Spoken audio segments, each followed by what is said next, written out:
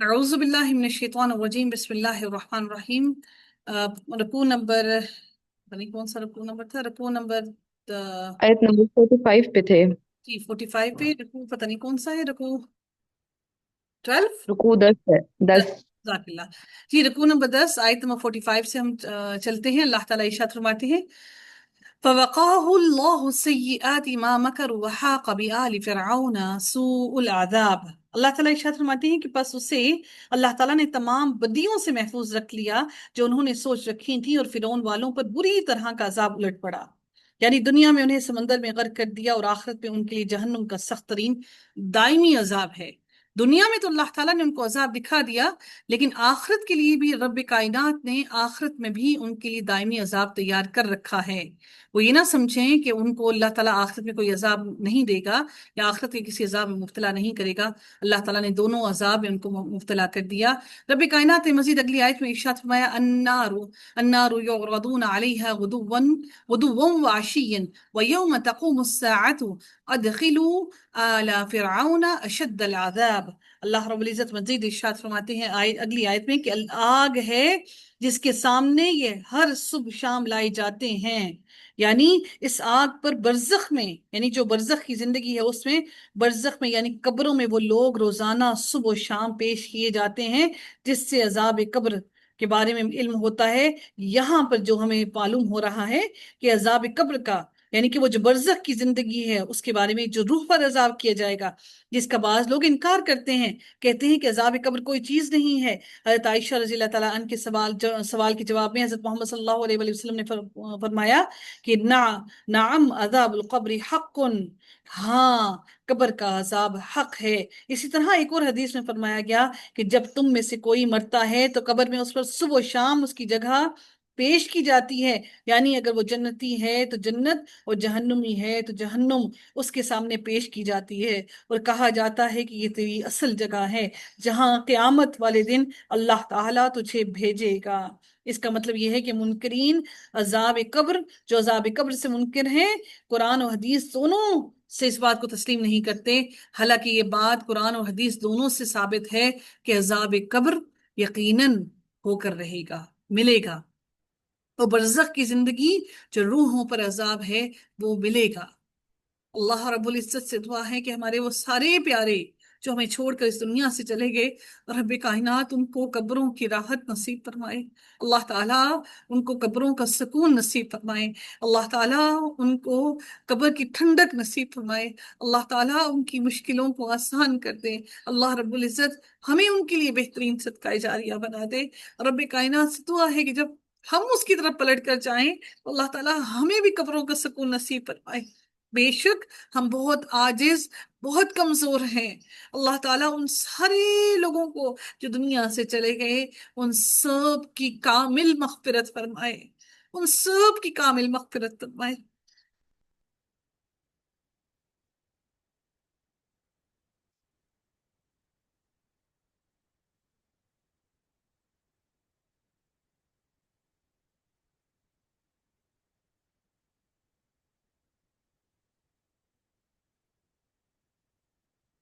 आमीन या रब। जी अगली आयत में अल्लाह ताला इरशाद फरमाते हैं कि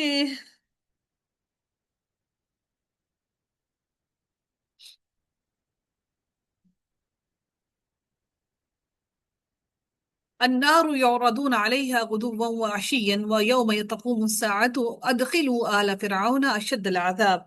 आग है जिसके सामने ये हर सुबह और शाम लाए जाते हैं, और जिस दिन क़यामत कायम होगी, फरमान होगा कि फिरौनियों को सख्त तरीन अजाब में डालो। इससे बिल्कुल वाज़ेह है कि यानी कि अर्ज अलल नार का मामला, यानी कि उन पर पेश किए जाना आग की तरफ, जो सुबह शाम होता है, क़यामत से पहले का है। और क़यामत से पहले बरज़ख और कब्र ही की जिंदगी है। क़यामत वाले दिन उनको कब्र से निकालकर सख्त तरीन अजाब यानी जहन्नुम में डाल दिया जाएगा। आले फिरौन से मुराद फिरौन और उसकी कौम और उसके सारे पैरोकार हैं। ये कहना कि हमें तो कब्र में मुर्दा आराम से के कब्र में मुर्दा आराम से पड़ा नजर आता है, इसे अगर अजाब हो तो इस तरह नजर ना आए।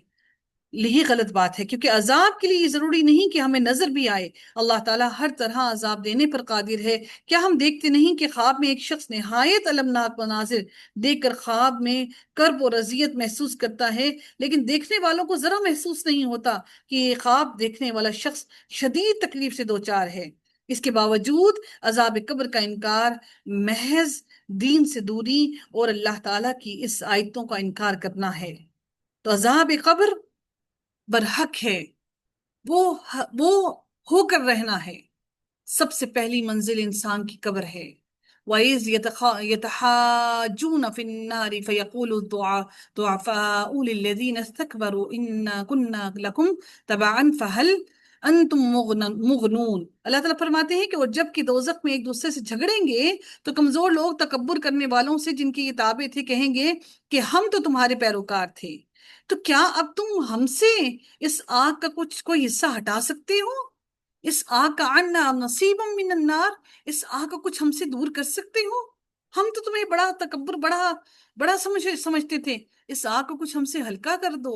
قال الذين استكبروا انا كل فيها ان الله قد حكم بين العباد۔ اللہ تعالیٰ فرماتے ہیں وہ بڑے لوگ جواب دیں گے ہم تو سبھی اس آگ میں ہیں، اللہ تعالیٰ اپنے بندوں کے درمیان فیصلے کر چکا ہے۔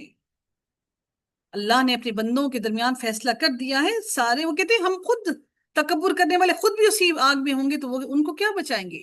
وقال الذين في النار لخزنة جہنم ادعوا ربكم يخفف عنا يوما من العذاب۔ اللہ تعالیٰ فرماتے ہیں اور تمام جہنمی مل کر جہنم کے داروغوں سے کہیں گے، سارے کے سارے مل کر ٹولے اکٹھے مل کر کہیں گے کہ تم ہی اپنے پروردگار سے دعا کرو کہ وہ کسی دن ہمارے لیے عذاب میں کمی کر دے، کسی دن عذاب کو کم کر دے، کچھ ایک لمحے کے لیے، کچھ لمحوں کے لیے عذاب کے اندر تخفیف کر دے۔ قالوا اولم تکو تأتیکم رسولکم بالبینات۔ وہ فرشتے کیا کہیں گے؟ اللہ تعالیٰ نے ان فرشتوں کے دلوں میں رحم نہیں ڈالا ہوگا، ان کو ترس نہیں آئے گا؟ اللہ تعالیٰ نے وہ فرشتے خاص طور پر جہنم کے لیے بنائے۔ وہ کہیں گے فرشتے کیا تمہارے پاس کوئی رسول نہیں آیا تھا تمہیں ڈرانے کے لیے؟ کیا آپ کی اور میرے پاس دعوت نہیں آئی؟ قرآن کو پڑھنے کا حکم نہیں آیا؟ کیا اللہ نے آسائش نہیں کی کہ اللہ تعالیٰ نے ہمیں گھر تک قرآن کو نہیں پہنچایا ہمارے لیے؟ ہمیں گھر میں بیٹھ کر اللہ تعالیٰ نے سیکھنے کو نہیں دکھا دیا؟ وہ کیا کہیں گے کہ کیا تمہارے پاس کوئی رسول نہیں آیا تھا؟ وہ کہیں گے قالوا بلا، کہ ہاں کیوں نہیں آیا تھا؟ پھر وہ اب اسے کیا جواب دیں گے؟ قالوا فدعوا وما دعاء الكافرین الا فی ضلال۔ وہ کہیں گے کیوں نہیں، پھر آگے سے وہ جواب دیں گے کہ وہ کہیں گے کہ پھر تم ہی دعا کرو اور کافروں کی دعا محض بے اثر اور بے راہ ہے۔ ہم ایسے لوگوں کے حق میں اللہ سے کیوں کر کچھ کہہ سکتے ہیں جن کے پاس اللہ کے پیغمبر بھی آئے، اللہ نے راستے بھی آسان کیے، سیکھنا بھی آسان کیا، آسانیاں بھی دی، آسائشیں بھی دی، ہم پھر اللہ سے ان کے لیے دعا کیوں کریں؟ تم خود ہی پکارو اپنے رب کو۔ پھر جب وہ دعا کریں گے، اپنے رب کو پکاریں گے تو اللہ فرماتے کہ اور کافروں کی دعا اب بے اثر ہو گئی، بے راہ ہو گئی۔ آج کوئی سنوائی نہیں، آج کوئی دعاؤں کی قبولیت نہیں، آج کوئی راہ فرار نہیں، آج کوئی راہ ہدایت نہیں، آج اللہ کے غضب سے بچنے کا کوئی راستہ نہیں۔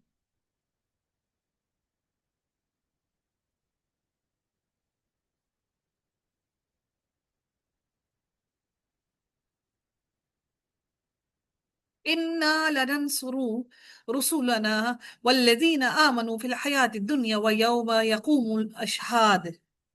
اللہ تعالیٰ فرماتے ہیں یقیناً ہم اپنے رسولوں کی اور ایمان والوں کی مدد دنیا کی زندگی میں بھی کریں گے، یعنی دنیا میں بھی اللہ تعالیٰ ان کی مدد کرے گا۔ ایسا نہیں ہے کہ اللہ تعالیٰ صرف ان کو آخرت میں ہی مدد کرے گا، جیسے اللہ تعالیٰ نے حضرت یحییٰ، زکریا علیہ السلام وغیرہ اور بعض ہجرت پر مجبور، جو بعض انبیاء ہجرت پر مجبور ہو گئے جیسے ابراہیم علیہ السلام اور ہمارے نبی اکرم صلی اللہ علیہ وآلہ وسلم، تو اللہ تعالیٰ نے ان کی ان وعدہ امداد کے باوجود ایسا کیوں ہوا؟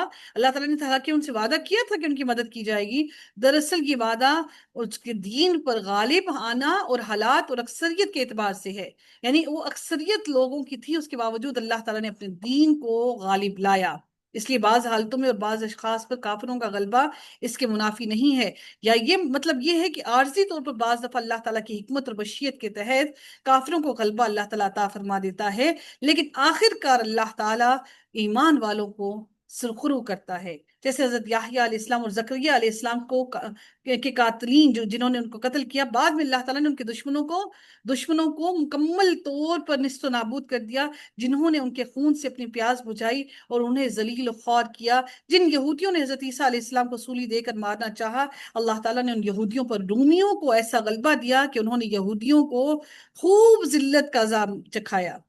پیغمبر اسلام اور صلی اللہ علیہ وآلہ وسلم اور ان کے جتنے بھی رفیق اور دوست احباب تھے یقیناً ہجرت پر مجبور ہوئے، لیکن اس کے بعد جنگ بدر، احد، احزاب، غزوہ خیبر اور پھر فتح مکہ کے ذریعے سے اللہ تعالیٰ نے جس طرح مسلمانوں کی مدد فرمائی اور اپنے پیغمبر اور اہل ایمان کو جس طرح غلبہ عطا فرمایا، اس کے بعد اللہ کی مدد کرنے میں کوئی شبہ باقی نہیں رہتا۔ اشہاد در حقیقت شہیدن کی جمع ہے، جیسے شریفون کی جمع اشراف ہے۔ قیامت والے دن فرشتے اور انبیاء گواہی دیں گے، یا فرشتے اس بات کی گواہی دیں گے کہ یا اللہ، پیغمبروں نے تیرا پیغام پہنچا دیا تھا، لیکن ان امتوں نے ان کی تکذیب کی۔ امت محمدیہ اور نبی اکرم صلی اللہ علیہ وآلہ وسلم بھی گواہی دیں گے، ہم سارے انبیاء کے بارے میں گواہی دیں گے۔ ہم خود اگر عمل نہیں کرتے تو ہم انبیاء اور ان کی امتوں کے بارے میں کیا گواہی دیں گے؟ ہمارے پاس خود دین کا اصل نہیں موجود، ہمیں خود دین کا علم نہیں، تو ہم کیا گواہی دیں گے؟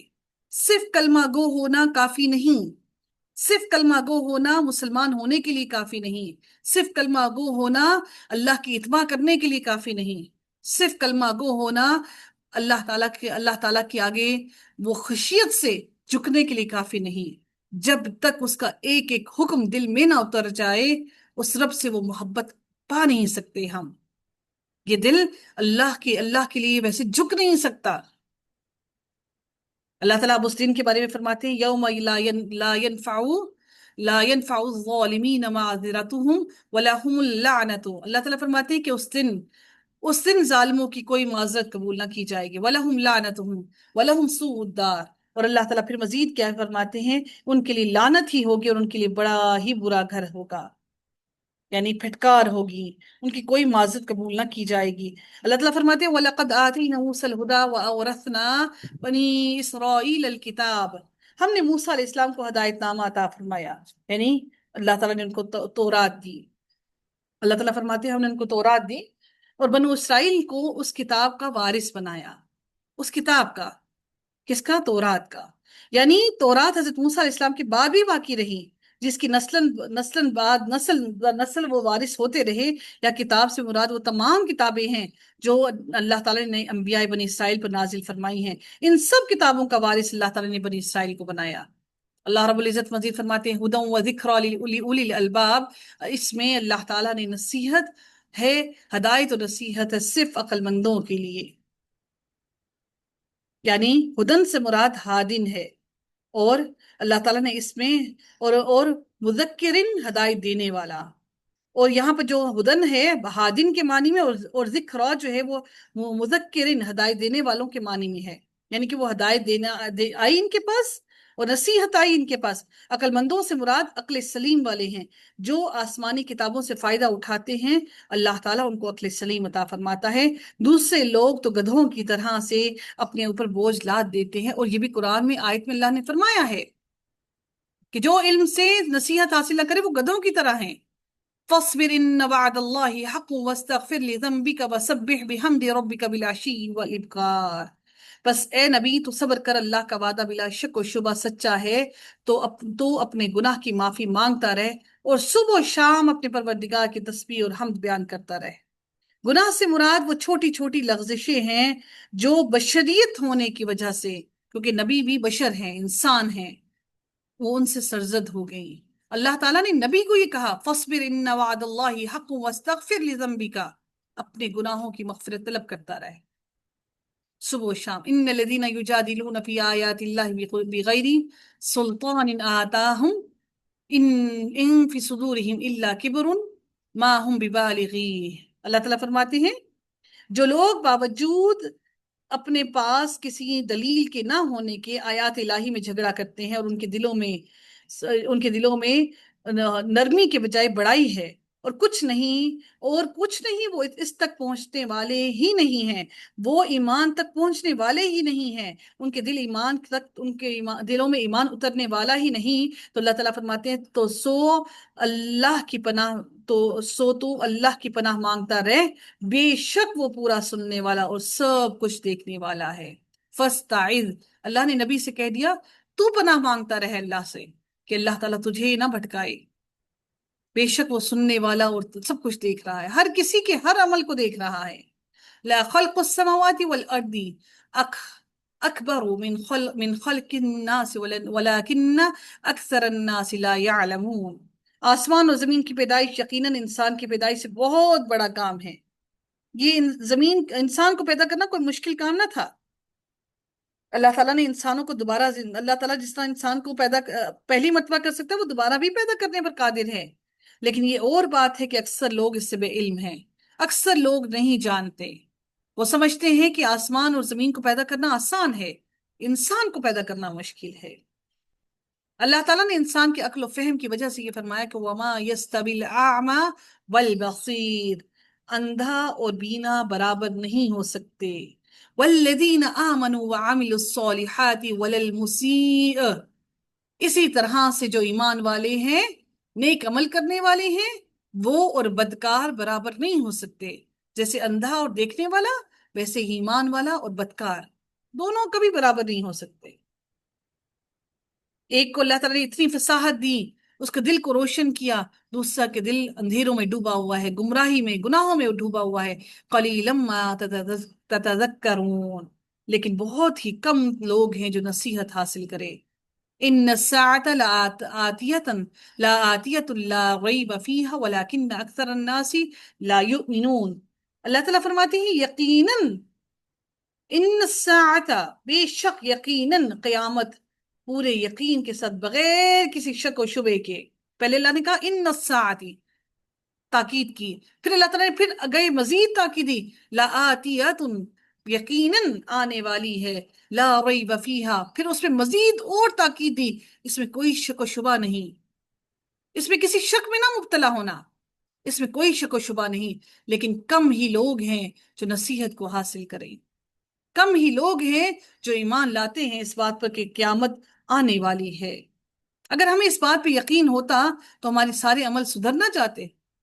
ہم صرف زبان سے اقرار کرتے ہیں، دل میں ابھی بھی وہ شک موجود ہے۔ وَقَالَ رَبُّكُمُ ادْعُونِي أَسْتَجِبْ لَكُمْ إِنَّ الَّذِينَ يَسْتَكْبِرُونَ عَنْ عِبَادَتِي سَيَدْخُلُونَ جَهَنَّمَ دَاخِرِينَ۔ اللہ رب العزت ارشاد فرماتے ہیں، اور تمہارے رب کا فرمان سرزد ہو چکا ہے کہ مجھ سے دعا کرو، میں تمہاری دعاؤں کو قبول کروں گا۔ سبحان اللہ، اللہ تعالیٰ نے فرما دیا مجھ سے دعا کرو، مجھے پکارو، میں تمہاری دعاؤں کو قبول کروں گا۔ ان الذین یستکبرون عن عبادتی سیدخلون جہنم داخرین۔ اللہ تعالیٰ فرماتے ہیں یقین مانو کہ جو لوگ میری عبادت سے خود سری کرتے ہیں وہ ابھی ابھی ذلیل ہو کر جہنم میں پہنچ جائیں گے، اتنا میں ان کو وقت نہیں دوں گا، میں ان کو جلد ہی جہنم میں داخل کر لوں گا۔ اپنی خالص اور اپنی مخلص دعاؤں میں ہم سب کو، اہل ایمان کو، اپنے دوستوں کو جو قرآن سے جڑے ہوئے ہیں، اپنے عزیز و قارب کو، ہم سب کو اپنی مخلص دعاؤں میں ضرور یاد رکھیے۔ اللہ تعالیٰ ہماری طرف آنے والے ہر شر کو خیر میں بدل دے۔ اللہ تعالیٰ آپ سب لوگوں سے راضی ہوں۔ آخر دعوانا الحمد للہ رب العالمین، صلی اللہ تعالی علی خیرہ خلقہ اجمعین برحمتک یا ارحم الراحمین۔ سبحانک اللہم و بحمدک، نشہد ان لا الہ الا انت، نستغفرک ونتوب الیک۔ السلام علیکم ورحمۃ اللہ وبرکاتہ۔